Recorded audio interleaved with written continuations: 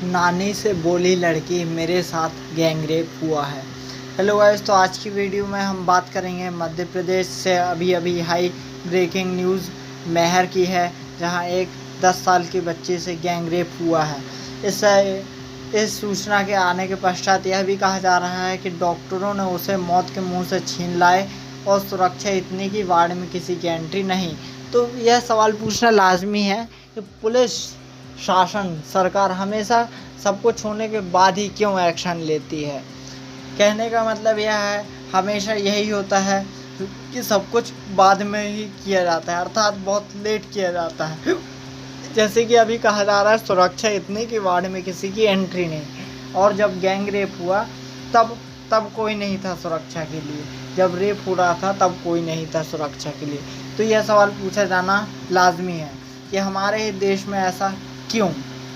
हमारे देश को, भारत को विश्व गुरु कहा जाता है, तो क्या विश्व गुरु के लोग ऐसे हैं? सतना के मेहर में गैंगरेप पीड़ित बच्ची को डॉक्टर मौत के मुंह से खींचकर लाए। अब वो पहले से ज़्यादा बेहतर है। आप भी समझ सकते हैं पहले से ज़्यादा बेहतर का मतलब क्या है। 4 दिन बाद उसके मुंह से शब्द निकले। नानी को देखते ही पहचाना, ये बोली मैं ठीक हूँ, तुम घर चली जाओ।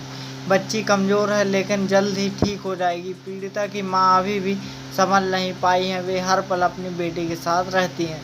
जिस अस्पताल में भर्ती है वहाँ की सुरक्षा बेहद तगड़ी है। चाइल्ड वेलफेयर कमेटी के चेयरपर्सन की अनुमति के बाद भी किसी को जाने नहीं दिया जा रहा है।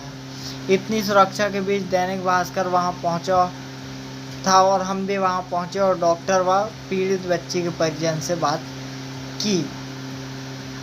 अब पढ़ते हैं मैं रीवा मेडिकल अस्पताल से ग्राउंड रिपोर्ट क्या है। हम रीवा का मेडिकल अस्पताल के प्रसूति एवं स्त्री रोग विभाग वाले हिस्से में पहुंचे। ऑब्स्टेट्रिक्स आईसीयू वार्ड के गेट पर 4 महिला सुरक्षाकर्मी तैनात हैं। इसके अलावा एक पुरुष और महिला पुलिसकर्मी भी मौजूद है। एक महिला पुलिसकर्मी की पीड़िता के बेड के पास ही ड्यूटी लगी है। इस वार्ड में पीड़ित बच्ची के अलावा 3-4 अन्य सीरियस महिलाएं भी भर्ती हैं। वार्ड में डॉक्टरों और मरीज के परिजन के अलावा किसी की एंट्री नहीं है।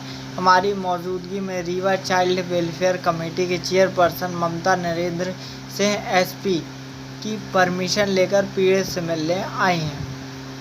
इसके बावजूद उन्हें एंट्री नहीं दी गई। वो 2 घंटे तक मिलने की कोशिश करती रहीं, लेकिन उन्होंने वहीं खड़े रहकर तमाम सोर्स लगाए। आखिरकार उन्हें निराश होकर वापस जाना पड़ा। सुरक्षाकर्मियों ने कहा कि हमें डीन का आदेश है, किसी भी नेता, मंत्री, विधायक, अफसर या अन्य लोगों को वार्ड में एंट्री न दी जाए।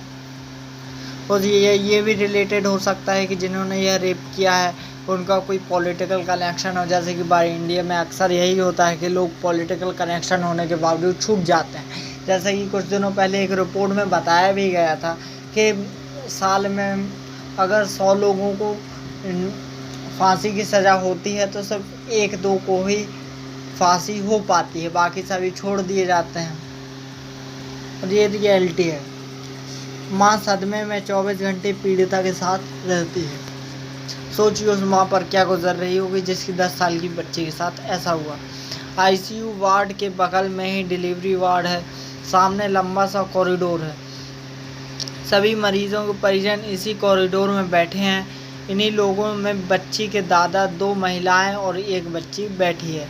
महिलाओं से बात की तो उन्होंने कहा, भैया हम बहुत परेशान हैं, हम बात करने की स्थिति में नहीं हैं, हम गरीब लोग हैं, रीवा में हमारा कोई नहीं है, खाने तक की व्यवस्था नहीं है, यहाँ हमारी सुध लेने वाला कौन है। खैर हम तो चाहते हैं कि हमें कितनी भी तकलीफ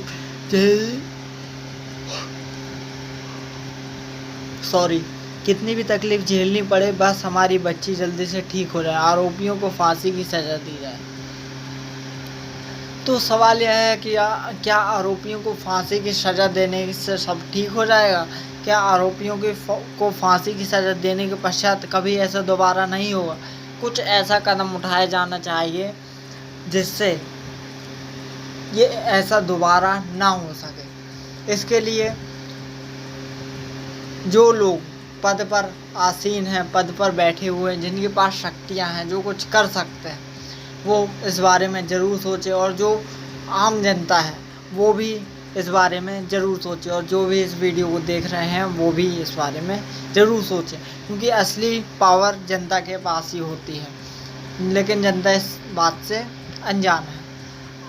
पीड़िता के दादा से बात की तो उन्होंने कहा वो जघन्य अपराधी हैं, नशेबाज हैं, सरकार उन्हें फांसी दे। हमने पीड़िता की मां के बारे में पूछा तो उन्होंने बताया कि वो पीड़िता के साथ 24 घंटे अंदर ही रहती हैं, बीच में कुछ देर के लिए बाहर आती हैं बस। वो अभी सदमे में है, किसी से बात नहीं करती, चुप रहती है। डॉक्टरों ने कहा बच्ची ऑलमोस्ट गॉन थी, अब उसे कुछ नहीं होने देंगे। पीड़ित बच्ची का इलाज कर रहे हैं मेडिकल अस्पताल के अधीक्षक डॉक्टर अनिल मिश्रा ने बताया कि बच्ची की हालत स्थिर है, उसका ब्लड प्रेशर ठीक है, उसे बुखार भी नहीं है। हमने उसके कैथेटर भी निकाल दिए हैं, अभी उसको थोड़ी कमज़ोरी है, उसका सफल ऑपरेशन हुआ है, हर 2 घंटे में उसकी मॉनिटरिंग हो रही है, हम उस पर बराबर नज़र रखे हुए हैं।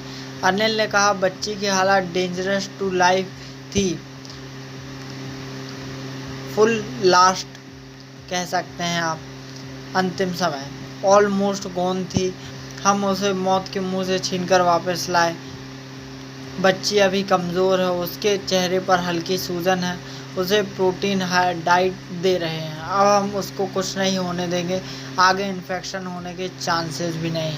डॉक्टर अनिल ने कहा मैंने उससे बात की है, वो सदमे में है, हर बात कर हाँ ना में देती है, देखकर इशारे करने लगी है, धीरे धीरे बात भी करेगी। बच्ची की नानी ने कहा मुझे देखते ही पहचाने, बोली अब तुम घर जाओ। अब सवाल यह है कि इंडिया में जो कि एक विकसित समाज है, वहाँ आज भी ऐसी बातें निकल के आती हैं, ऐसे ऐसे अपराध होते हैं। इसको रोकने के लिए क्या किया जाना चाहिए, यह हमारे देश के उच्चाधिकारी, हमारे देश पर सर्वोच्चतम पदों पर बैठे लोगों को सोचना चाहिए, और एक नज़र हमारी जनता को भी इस पर डालनी चाहिए। क्योंकि अगर ऐसे ही चलता रहा तो ये देश ऊपर तो नहीं जाएगा, नीचे की तरफ ही जाएगा। एक विकसित समाज के लिए ऐसे अपराधों को रोकना और बहुत ज़रूरी है समाज को विकसित करने के लिए। और जैसा कि आप देख रहे हैं,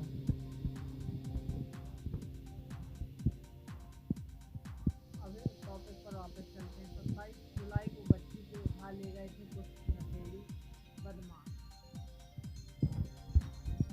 इंसान नशे में इतना खो जाता है कि उसे पता नहीं कि वो क्या कर रहा है।